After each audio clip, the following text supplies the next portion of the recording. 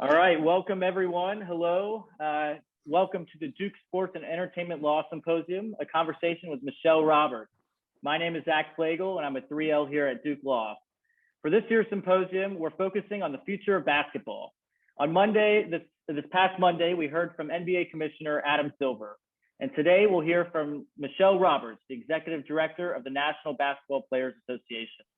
And then tomorrow, to conclude our symposium, we'll be hearing from Grant Hill, Hall of Fame player for both Duke and the NBA, owner, TV analyst, and just recently announced managing director of the USA team basketball team. Before jumping into things, I wanted to give a few quick shout outs to some of the organizations we're very grateful for helping support this conference.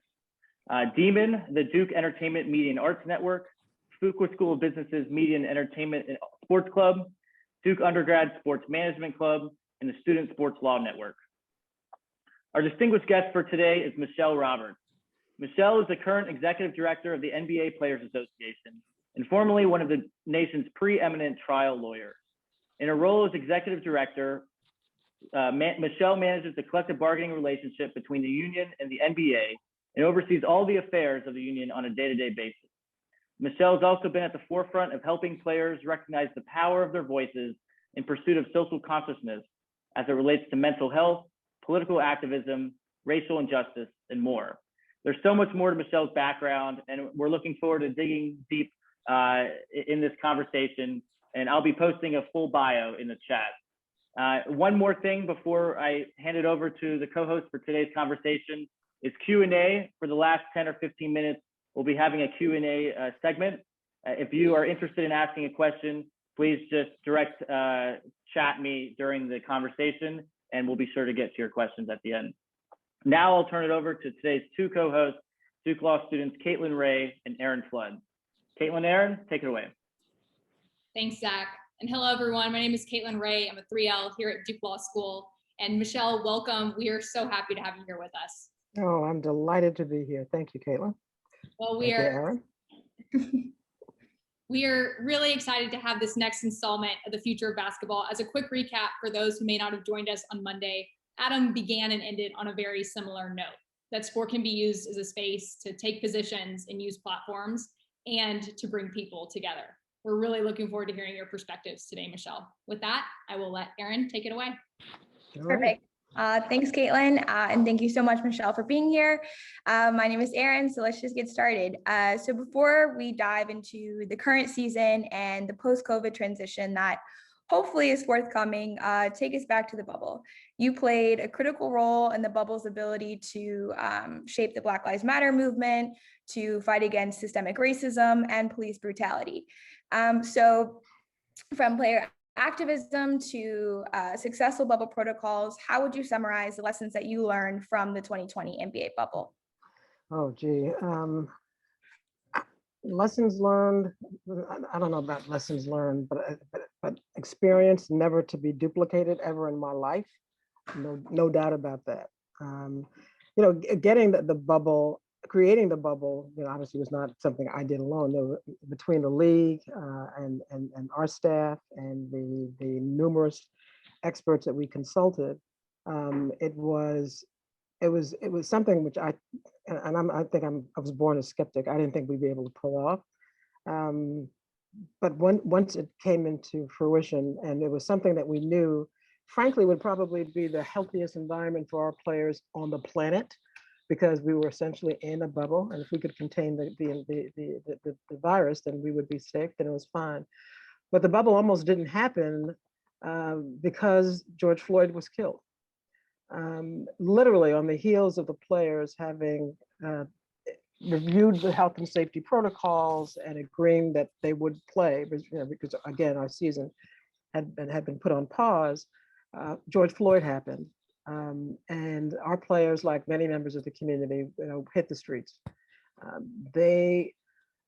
guys are the same age as you guys, right? These are young men who, unlike old folks like me, have not sort of sadly grown accustomed to these things happening on the regular. And so there was real pain, which resulted in conversations before we got to the bubble about whether there was going to be a resumption of play. I mean, it was fascinating on the one hand to be engaged in a part of those conversations, because there was agony on the part of the players. But at the end of the day, when we decided to play, it was only if we were going to have the liberty to express our continued outrage about what was happening in communities of color. And Adam is no idiot. And so the league, to its credit, understood that this was not negotiable.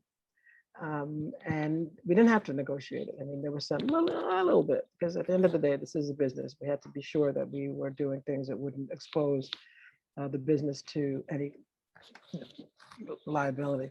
But the players, I mean, it was for me endearing to watch these men take very seriously the platforms that they enjoy, and their responsibility as they saw it to express what needed to be fixed in their communities by resort to their platform. So I learned a lot about the players' commitment to these issues, and the seriousness with which they took them, enough so that they were willing to tank a season. This is a multi-billion-dollar business, and not playing games means those kind of dollars aren't played. So it gave me and I love these guys. And I did it before the bubble, but to the extent there was any question about, the sincerity of their commitment to their principles, that disappeared. So I learned that I was right about these guys after all. And then, as you may know, at some point after Jacob Blake was shot, the game stops. And I learned that they really were serious. We were on our way home. I mean, literally on our way home. And I saw something which I will go to my grave never forgetting. I saw, at that time, I think we had about 170 guys still on the campus in a huge ballroom. And I saw democracy the way I've never seen it before. I mean, they were yelling, screaming, crying, laughing. And then ultimately, that's after a couple of days of this, deciding that they would continue, but they then began to exact some commitments from the entire NBA community, to include the league, to include owners. There were officials, referees that were there in solidarity, coaches.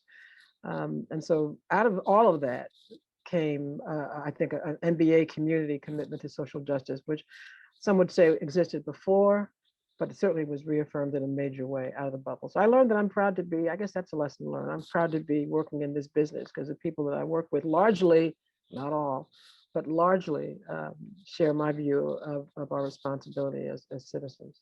So long answer. No, we appreciate it. Going back specifically to the response to Jacob Blake, that choice by the NBA players led to a sea of athletes across all sports choosing to walk off their respective courts and their respective fields. And you mentioned that there was a lot of screaming, there was a lot of back and forth. So we would love to hear more about your role in advocating for your players, like during that specific time. Yeah. The first off, let's be clear. I have a very distinct political leaning, which I frankly try to keep to myself, because, at least with respect to not trying to overly influence the players, which works because these are men that don't really take kindly to being led around or told what to do, what to think, or how to behave. So that instinct on my part was fine. But for those 2 days, when Jacob Blake, I'll never forget when I woke up. Someone said, "Have you seen the video?" And I just assumed it was something that Trump had said, because remember, he was still president back then. I said, "Oh, what does he say this time?" And I saw the video and I went, "Okay, start packing. You're leaving," because the angst that occurred before we got to the bubble, after George Floyd was killed and Breonna happened at the same time, was such that I kind of knew that it was going to happen again probably before we left the bubble. And my view was that it would probably just shut us down. But when I watched, and I view myself as a facilitator, because these men are very independent. Watching the conversation, I mean, the teams are all there. Milwaukee had sort of made the decision at first that they were not going to play. And it had a sort of cascading effect. All the other teams that were scheduled to play that day said they weren't going to play. And then we immediately convened a meeting with all these men. And they know each other, they respect each other, they admire each other, but this was a passionate time. And once there was some consensus about what to do, and I can't imagine what Adam was thinking, because I know yes, I can't imagine what Adam was thinking. Oh my God, these guys are gonna go home and I can't stop them. But when we sort of came, and I don't want to talk too much out of school, but when we sort of came up with a list of things we wanted the league and the governors to commit to, part of me, because I've been working with Adam now for about 6 years, knew that this was not going to be a tough call for him, and it wasn't. And so I presented for about, the theory was, well, Michele, you present and we'll all be in the room. We had a committee that was going to be in the room with a committee of league and governors, all virtually, of course, because we were in the bubble, they were not. Michele, you present, and then we'll so let you take the lead on this. I knew that was going to last about 15 seconds because that's not how these guys roll. They really do say, yeah, that's right. And this and this. It was not only was it a cordial meeting, but it was really encouraging because at least the people on the call were like-minded and as outraged as the players were, both about what happened and committed to us doing something about it to the extent we have the ability to do it. So, I don't know if a different commissioner would have taken if David Stern, for example, I don't know if he would have had a different point of view. I don't know if those are the same kinds of conversations that other sports had. But for those few days, I guess that was back in June or July. It's hard these days. We were one as a league, and I was proud of that. That's great. Proud of that.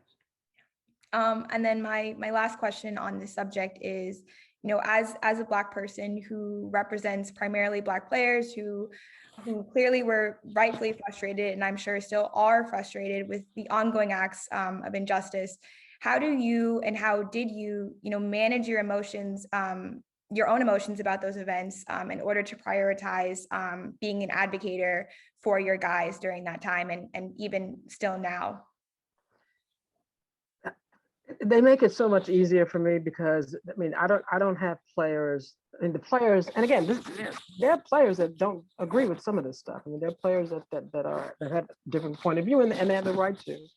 But largely, there is consensus when it comes to issues of police misconduct. I've always had a position on police misconduct, which predated the birth of most of the people I work for. Right? I'm old, so for me, it's not necessary that I suppress my feelings. What I don't do is lead a discussion by saying, look, I want you to know I'm heartbroken. I don't do that. I listen. That's my job. My job is to ask, okay, guys, these are our alternatives. These are the choices. These are the consequences. Let's talk about it. And then literally the first night, that was probably almost a 4-hour meeting.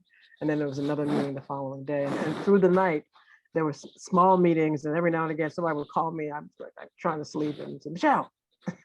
So I would have to be on a call with them or go down to leave my hotel room twice, I think, to talk with some players.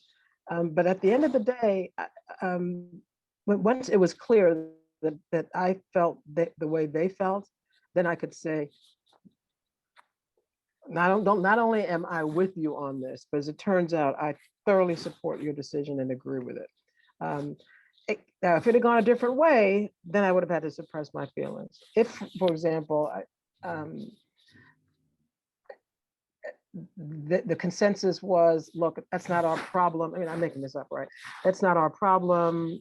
That's an issue, and for Minneapolis, or I don't think that was Michigan, or Colorado, Denver. I'm not even sure where Blake was killed anymore. Then I would have suppressed my feelings. But the good news is we're kind of on the same page most of the time, and that's kind of cool. And Michele, I think what you just referenced there ties in really nicely to something Adam said on Monday. And you referenced that, it wasn't a tough call for him when you guys came to discuss this. And he said, the summer was, only one part of a long tradition of the NBA being involved in the most important issues of our time. You talked a lot about Bill Russell. And so it's this long tradition of, and especially his tenure of wanting to be involved in those conversations. So we really appreciate your insights on that. We'd love to now take a step back and discuss your path to labor side representation. Okay. And to give the audience a quick sense, Michele began and built her career as a public defender. Then you became a partner at Aiken Gump, specializing in white collar defense. Then you next joined Skadden as a litigation partner. And then in 2014, you became the executive director of the NBA Players Association. And it was a critical time. There were CBA negotiations looming, and it was candidly, I don't have personal experience, but it seems to have been a pretty unstable union coming out of the 2011 lockout. And you were needed at that important time. And you mentioned that in the moment, you prepared like you would have one of your corporate clients. You identified the stakeholders, the historical backdrop, who your friends, who your enemies were, and the relationship between labor and management. So can you speak more to this big law transition and kind of the shift from representing exclusive or mainly management clientele to exclusively representing labor, what the challenges were and what you learned? Yeah. So in some regards, it was not that big a lift, because at the end of the day, basketball, professional basketball is a business, right? This is a business. I mean, it's entertainment, it's all that, but at the end of the day, it's a business. And so, the work I was doing both at Aiken and Skadden was pretty much, I mean, I rarely had a chance to represent an individual, and I kind of missed that. I mean, I did the white collar because I just like people. But that ultimately, most of my clients were corporations. And so I've become familiar with having to appreciate all the nuances of a particular company, of the industry, because I wasn't sort of a specialist. I was a general, I was a trial lawyer. And so the company gets sued, class action. Sometimes it was pharmacies, sometimes it was financial institutions. I mean, so it varied. And so I had gotten into the habit of understanding whatever the new industry was for the new company I was representing. And so, frankly, I did the kind of the same thing. I mean, what's funny is I was being courted at the same time as the potential attorney to represent the NBA in its I think at that time it was either suing or being sued by Donald Sterling, right? The guy that was the former owner of the Clippers. They'd taken the team from him, and either he or I'm not sure who sued whom, but as it turned out, Skadden and therefore me were being courted as potential lawyers in that case. It settled, so I'm glad I got this job because that wasn't going to last very long. But it was not too terribly different from what I would have done had I been retained to represent the NBA. I tried to understand the business, understand who the stakeholders were. Now, of course, my emphasis was on the quote unquote labor side. Had not had much experience in labor law. Obviously, like you all, took it in law school. The only labor law I was familiar with was I represent a couple of executive directors of unions who had engaged in felonious activity. So they were some of my white collar clients. So I had some sense of what a CBA was and the union structure, but didn't know a lot about it.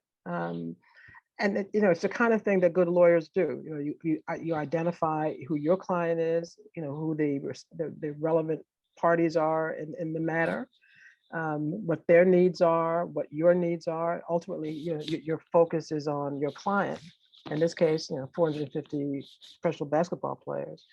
But I needed to understand agents and obviously the league. I needed to understand a little bit more about how the CBA was needed to be managed by, consistent with DOL. I hadn't had to deal with families since I was a public defender, but I had to learn how to deal with families because these men are part of their fathers, their husbands, their sons. I had to deal with financial advisors who were concerned about the earning potential of these guys. But that wasn't bad news. That was part of the excitement of coming over here. It was something I had no history in sports. I didn't play. I couldn't play. I didn't even want to play.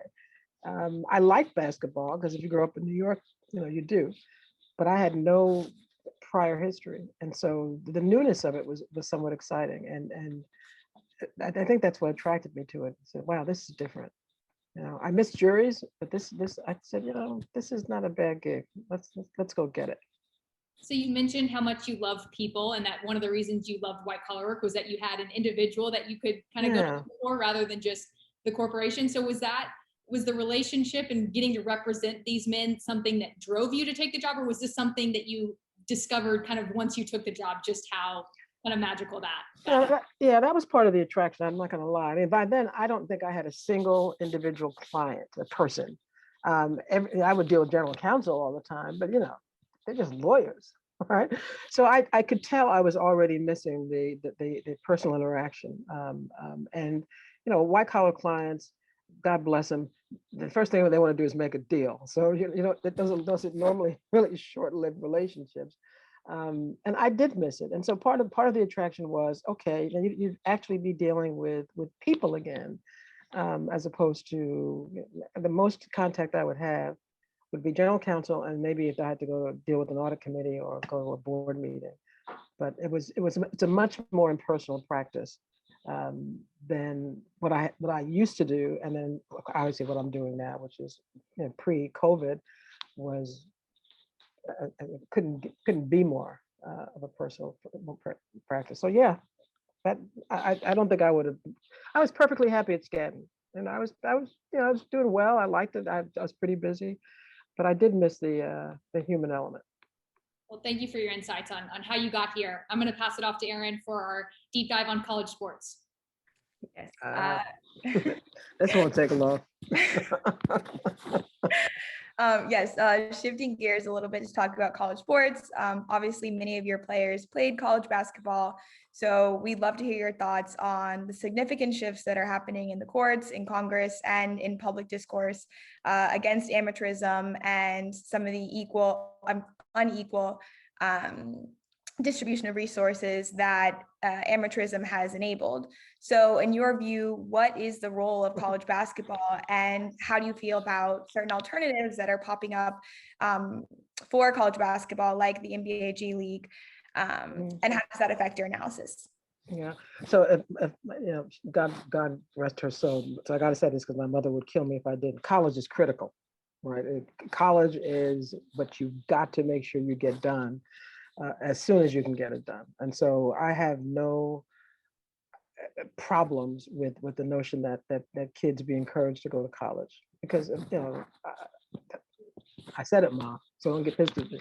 Having said that, college basketball, college sports are, especially in schools like Duke, that's a business, man. That's talk about billion-dollar businesses. That's a business, and you can put the big A amateur up there all day long. But we all know, those of us who are being honest, know that this is a multi-billion-dollar industry, and it makes me literally ill to be cognizant of the fact that the athletes that generate all of this revenue are supposed to be happy that they are given a scholarship. I mean, are you kidding me? If I generate that kind of money in any other industry, and you tell me I'm going to give you 0.01% of the money that you've generated, and you're going to be happy about that, you go to another industry.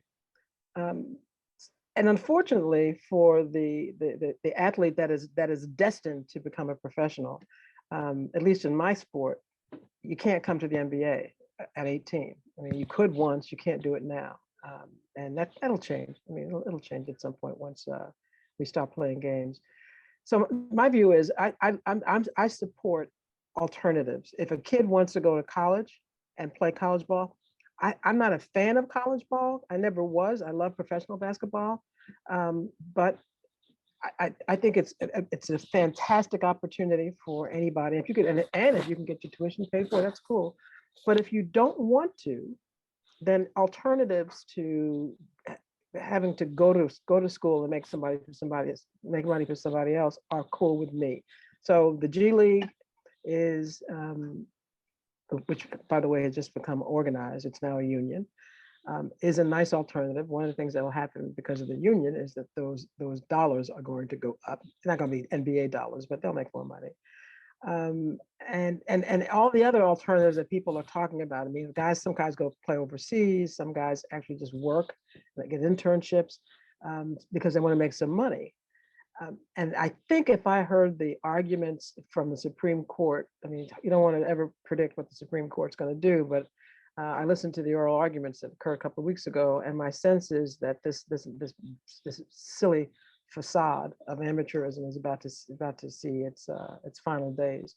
And so I think what colleges have to do is acknowledge that they are generating a lot of money, and at least allow these kids, and even if the school doesn't want to pay them, at least allow these kids to be able to sell their IP and generate income I mean, the notion that a school could be selling a jersey and making hundreds of thousands of dollars on a jersey, and this kid, if he lets a booster buy him a hamburger, it can lose his eligibility.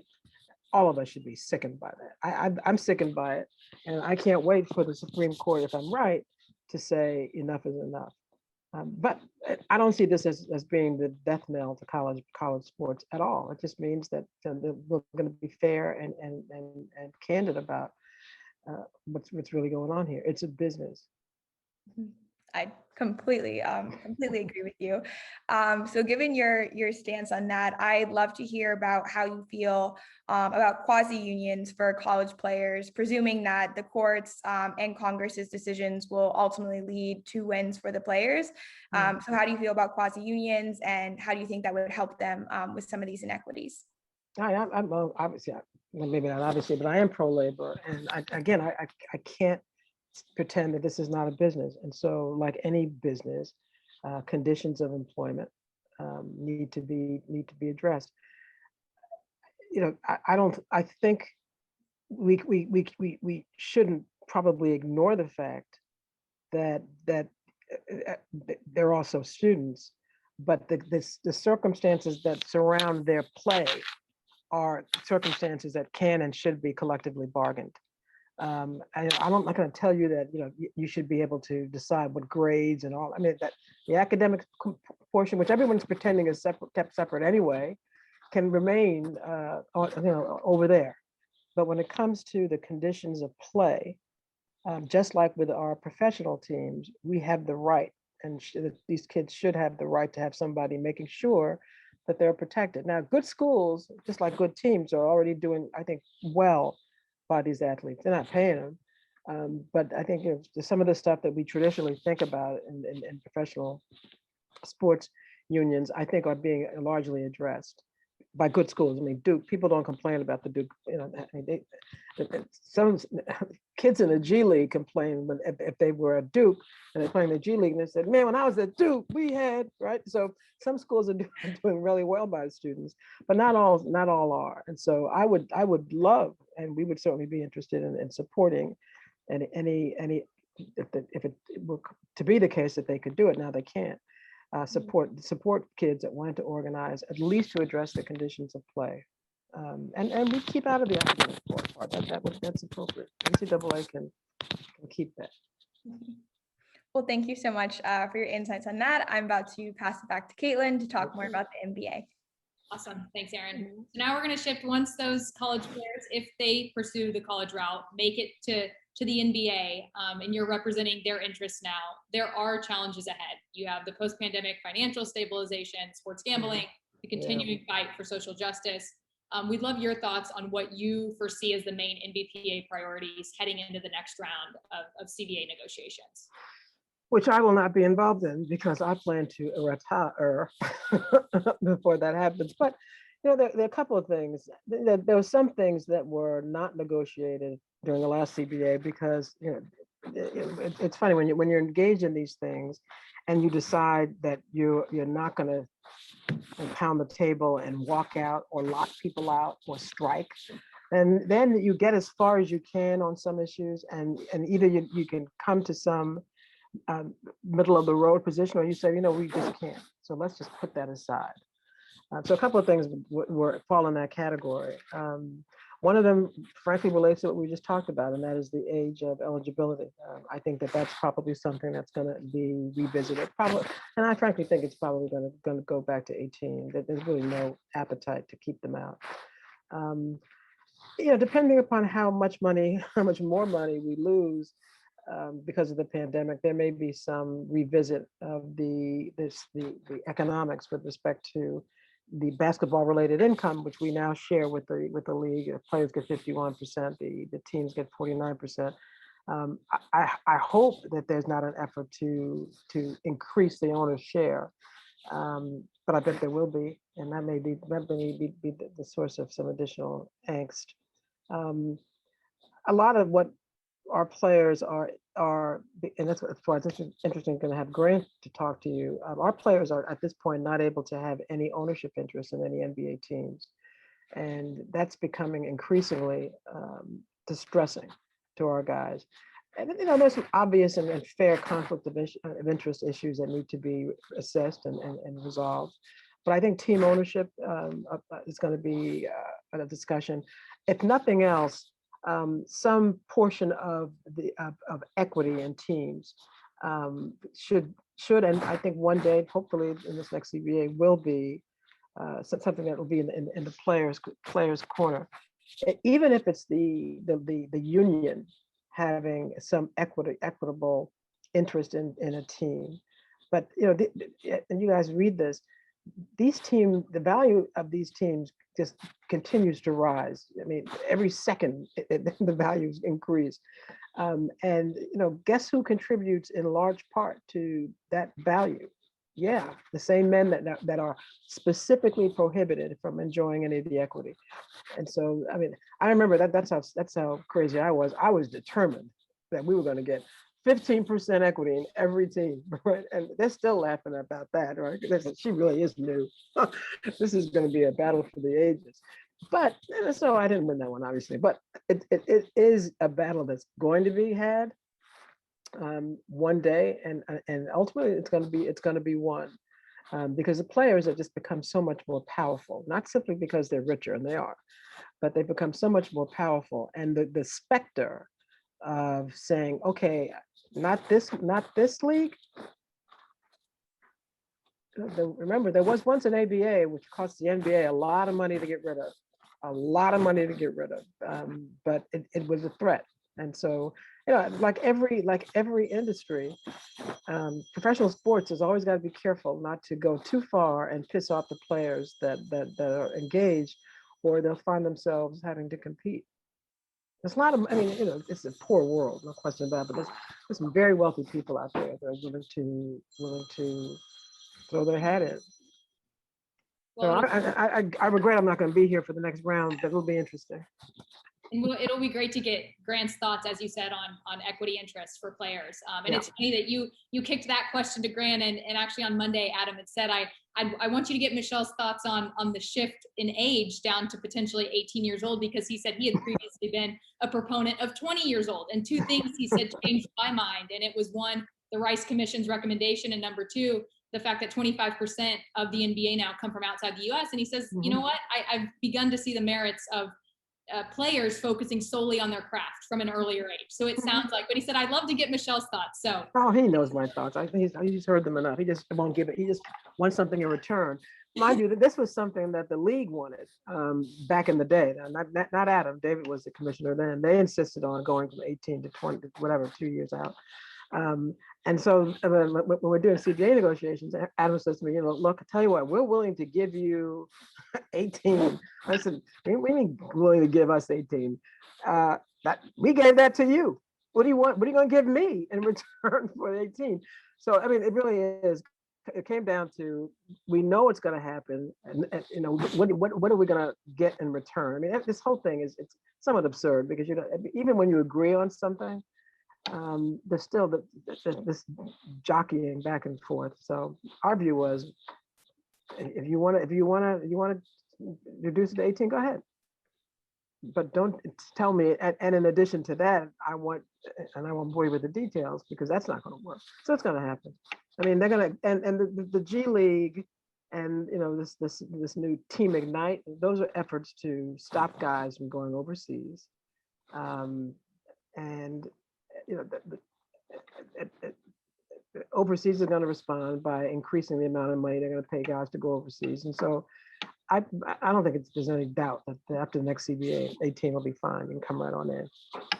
We appreciate your insights on that. Now we're going to shift to our final portion, kind of looking back and looking forward for you, I know you mentioned your guys, you weren't able to walk away like you had planned. So we'd love to kind of get into that. So Aaron, I'll put it back to you. Great. So you previously mentioned in interviews that you've noticed on several occasions that you are usually the only woman in a courtroom or meeting, but then you realized over time that thinking about that took away from your ability to do the job. So for women of color and women in general in this room, we'd love to hear your thoughts on the types of conversations that you had with yourself on that subject, and then how you think about credibility as a female attorney and executive. Yeah, I mean, I think part of the reason, I mean, let me be clear. I spent years, like everybody else, being incredibly, self-conscious about being the only one in the room, right? I mean, look, when you're young and you grow up sort of, and feeling embraced by community and family, and then you suddenly find yourself, kind of the alien. It's discomforting, and it's incredibly distracting. Particularly if you're not only the only one, but people are making it clear that they think you're the only, they know you're the only one, and they wonder why the hell you're even in the room, because that was real too, right?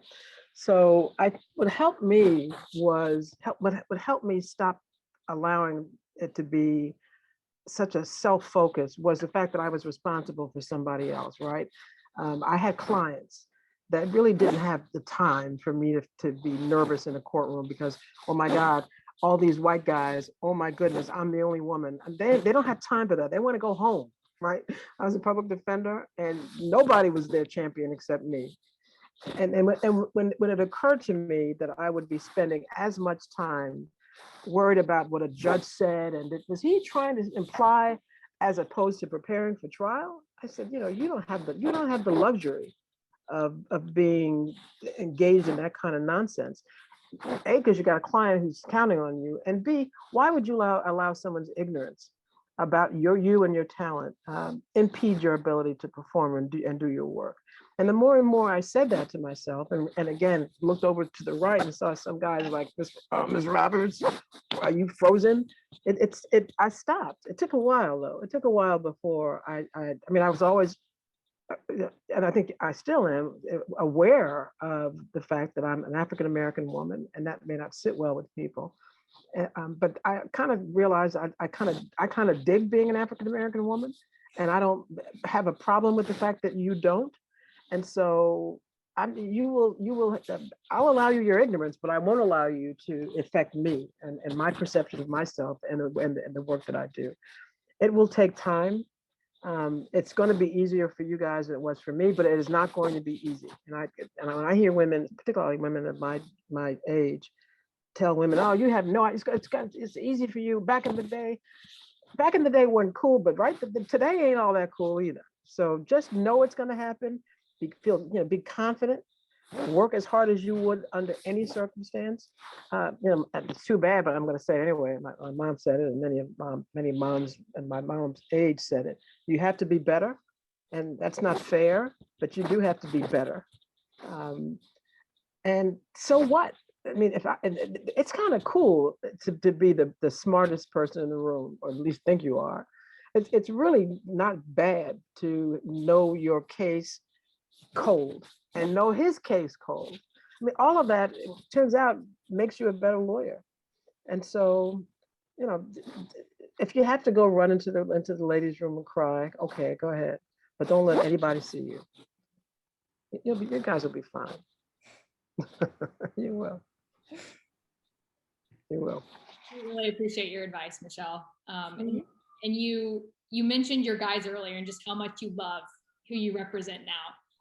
And so we'd love to kind of, as a last question, talk about your choice to be in the bubble with your guys, subjected to the same protocols, and the way that you've built trust with this group of men. And something that touched me was the stories where they would stop by your pseudo office in the bubble at the pool, where they'd show you pictures of their kids, talk about life after basketball. And so for aspiring lawyers in the room who hope that we can maybe have those kinds of relationships with our clients, can you speak to the journey from 2014 and arriving to this place with your guys? Yeah, I think maybe you alluded to it. My predecessor was actually fired by the players. He had been in the job for 17 years. probably would still be here if he hadn't been fired. But they fired him.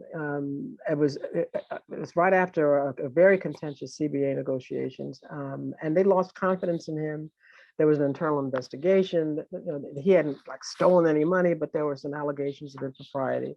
So they fired him, and they didn't have anybody, and there was no succession plan, so they had nobody to run the place.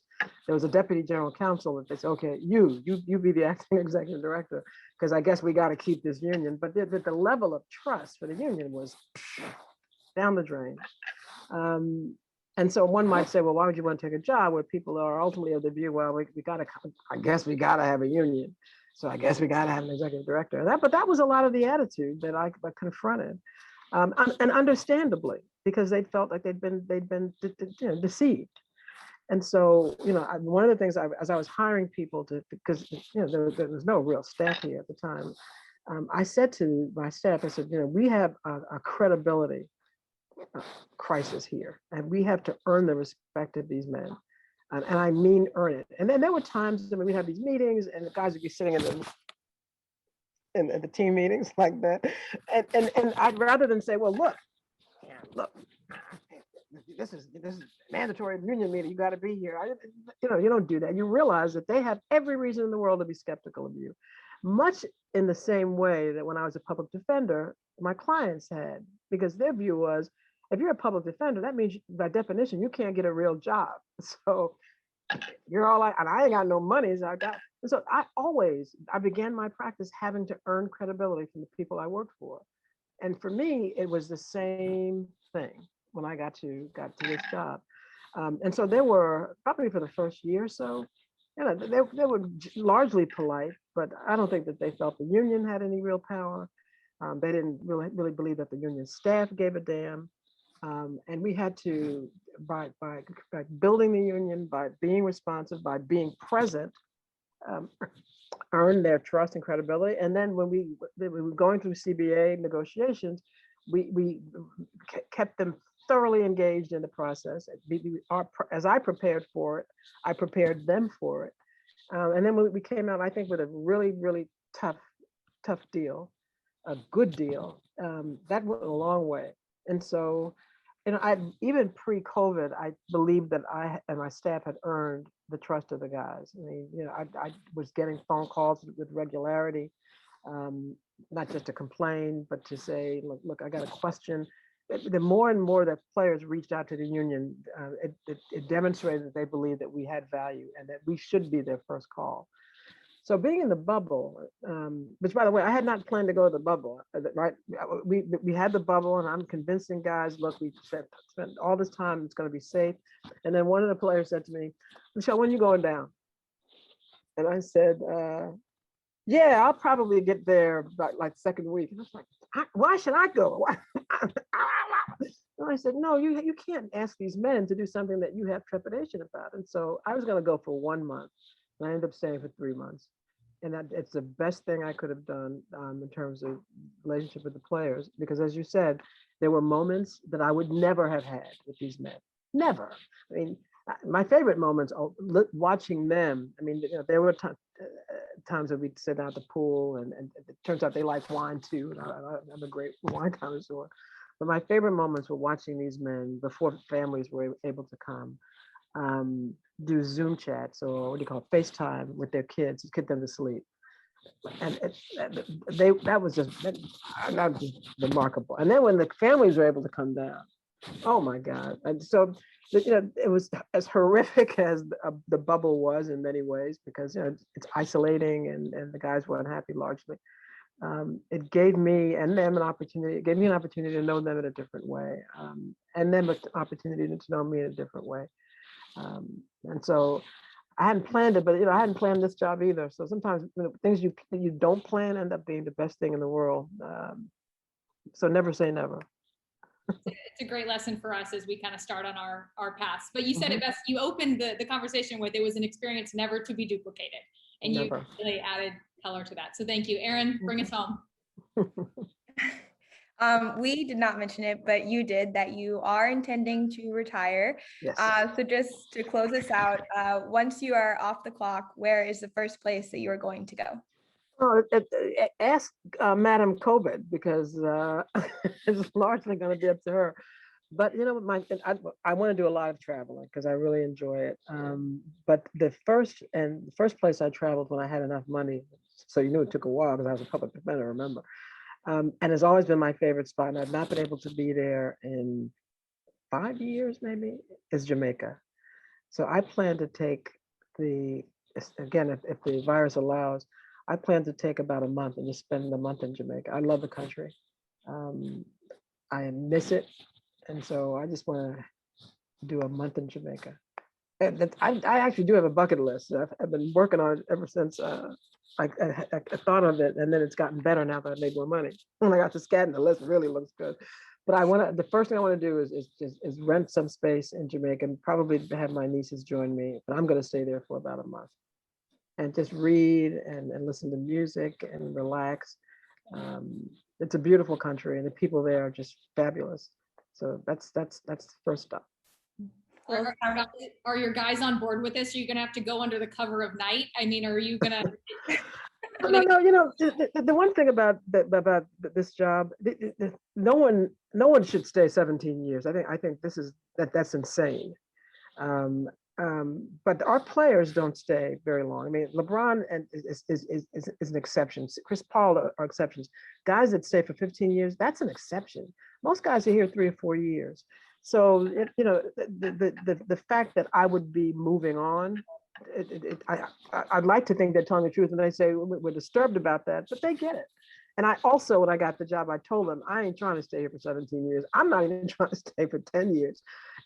I think this is probably close to my last season. I may do a little bit the next season, but we are actively working on finding a successor. It's going to be hard to replace me, no question about that, but it shall be done. And I will be, I'm proud of the work we've done here. And, you know, I love these guys. I miss them, but gotta go. Thank you for giving us just a peek into your world. This has been just really helpful, and we truly appreciate your time. So I guess at this point, we will kick it off for Q&A. We have some folks lined up. So Trey Polk, why don't you take it away as our first Q&A participant? Hey, Michelle. Thank you so much for being here. Sure. My question is regarding a research project that I'm completing that's about small market organizations, competitive balance in the league, and potential alterations to the CBA. I didn't know that you were close to retirement, so maybe you can speak more on this, and it's not confidential, but are there any changes, or maybe a couple of changes, that you think that in the next CBA negotiation, the NBA and the NBPA can come together on player contracts that will help strengthen small market organizations or their ability to attract or retain quality players? No, this is what I think has to happen first. There has to be some consistent, or some decisions made by the Board of Governors. The fight is not really with the players on this. It's mostly a fight, and as best I can tell. Now, again, Adam doesn't sit down and tell me, "Oh God, you should have seen what happened in the Board of Governors meeting." No, he doesn't do that. But it's apparent to me that some of the issue, many of the issues that bedevil small markets are inconsistent, are things that could be resolved internally by the league and by the Board of Governors. Now, this is before my time. At one point, the owners wanted shorter contracts, right? And so there used to be much longer contracts than there are today, but they wanted shorter contracts, and they negotiated for shorter contracts. This again predates me. So I'm amused now when I hear small markets say, "Well, we need longer contracts because we can't keep these players." The minute after we draft them, the minute they're eligible to go out, they leave. So much of that. I mean, to be honest with you, most of my players, if they can lock a team into a big money contract for a longer period of time, they're down with that, right? It's the teams that thought that, well, we'll be able to compete if we've got shorter, smaller contracts. They've got to come to some decisions internally. My view is, as long as my guy's got a job, I don't really care where he plays, right? As long as a team is complying with the CBA, I don't care where he plays. I want the players to be happy, but to the extent New York, and let's put New York aside for a minute because that's always a bad example, but LA, to the extent small markets say they have to compete with LA, and they need some help in terms of contract length, and we want longer contracts, we'll take that. The overwhelming majority of my players will take a longer contract. Those that won't or don't like them will still take them and then figure out a way to get out of them. But if you can lock up a lot of money for a long period of time, of course you want to do it. That's an internal problem. Did you ask Adam about that? Because that's something he's going to have to resolve. I think Professor Richmond, you had a question. There we go. Michele, I've thoroughly enjoyed this conversation. And when I found out I was going to ask my question in person, I thought I was going to have a camera on. So I put on my Skadden Arp sweatshirt for you. Oh my God. Although I was only there for a summer and I'm not sure they would have wanted me there much longer than that. So you have something clearly that I never had. And by the way, just while I'm at it, I teach antitrust, and I especially liked your answer to the question about equity and the potential and the reference to the ABA. And of course, the antitrust laws will always be in your pocket. I know you know that, and I know the players will use it if they need to. My question is whether there is a situation, either, and maybe you can just describe it in a more hypothetical sense, where you ask yourself who your client is. If there's ever a situation where the union as an entity, especially with long-term interests, might deviate at all from specifically what the men you're currently representing are asking for, and how you, if that ever happens, if it ever could happen, and how you would manage that.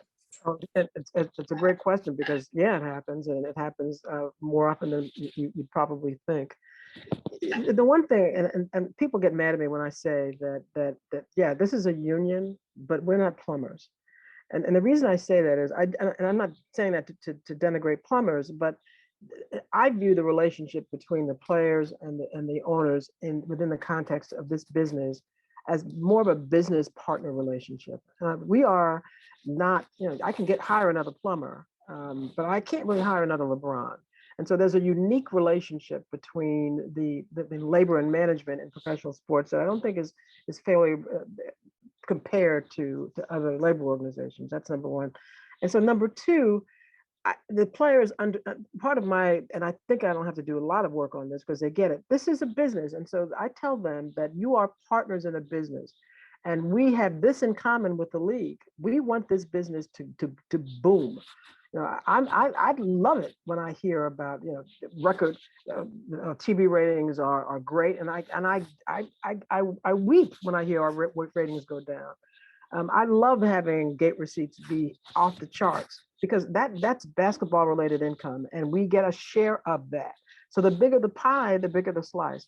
And so there are occasions, for example, Professor, even this summer, as the players were contemplating not playing, one of the things that I needed to make sure they understood was how much money this was going to cost our business, because this is our business. And so, I didn't mind if a player said, I don't care, I'm prepared, despite the fact that I'm making $40 million a year, I'm prepared to walk away from 32 million of that money. I'd say that's fine, and I don't have any problem with that. You as a collective have to decide whether or not you are going to allow, we've already lost $3 billion. Should we lose another $2? But understand the consequences of that. At the end of the day, Professor, they make the decision, and they largely make a decision that is consistent with their business interests, which is fine because they're businessmen. But it does come to pass on occasion when they have to make a decision about whether they're going to do something that's going to provide some immediate gratification or support the business. and I'll say one last thing and I'll shut up. Even the start of the season, we didn't finish in the bubble until late August.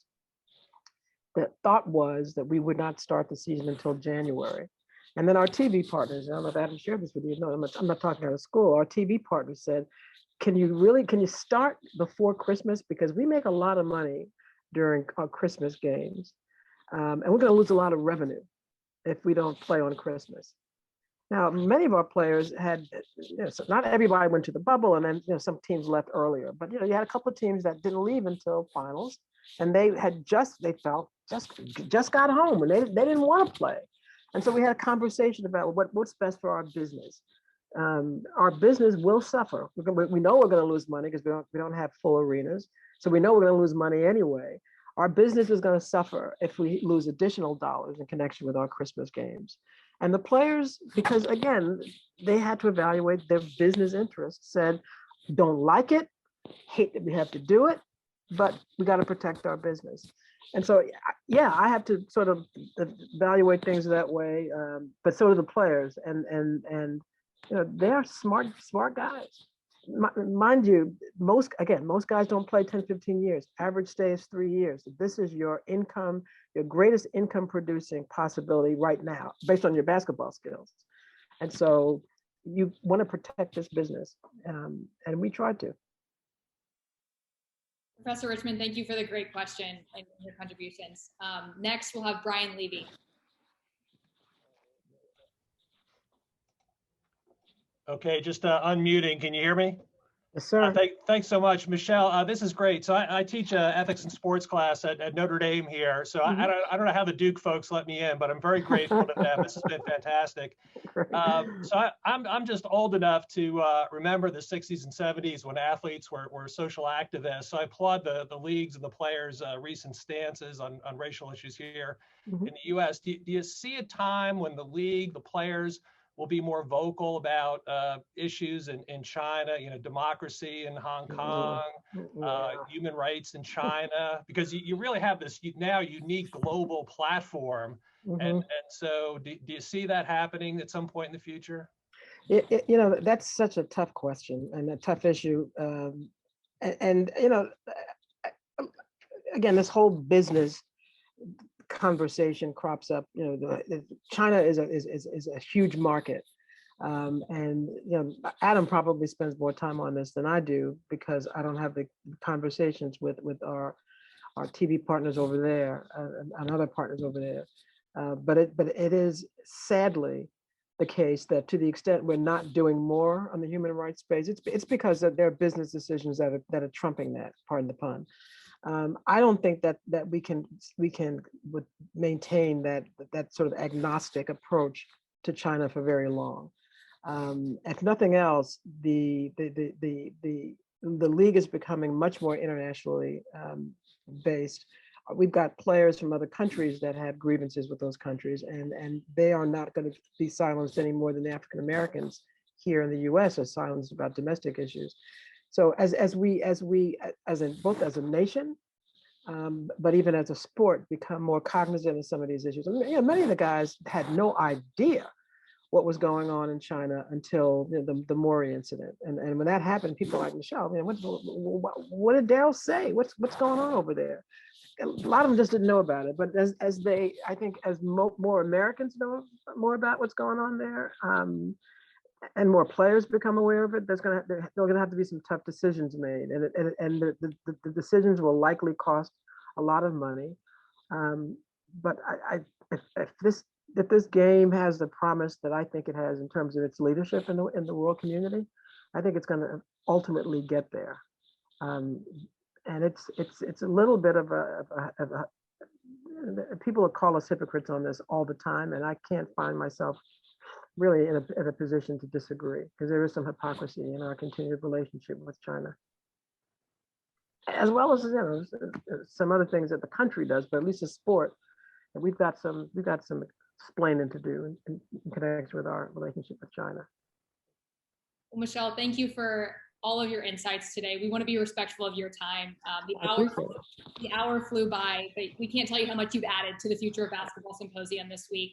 And we want to also thank the audience for joining us. We'll be right back here tomorrow at 12:30 p.m. for a conversation with NBA Hall of Famer Grant Hill. And Michele, we'll leave the floor to you to close us out if you have any final thoughts before we say. Except that unlike my nieces, you made the smartest decision in the world to decide to become lawyers. I tried. I tried. So good luck. I look forward to welcoming all of you to the profession.